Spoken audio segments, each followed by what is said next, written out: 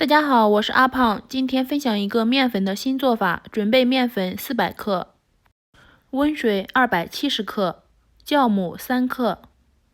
先把酵母完全溶解，面粉里加适量的13香、盐，面粉搅拌均匀，倒入融化好的酵母水，面团和成粘稠状就行了。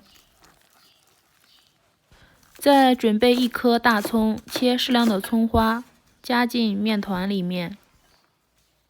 葱花、面团充分搅拌，然后盖上盖子进行发酵。发酵到体积2倍大，面团不要排气。锅里倒适量的油，放一根筷子进去，周围冒气泡泡，就可以开炸了。炸的时候用筷子挑起一团，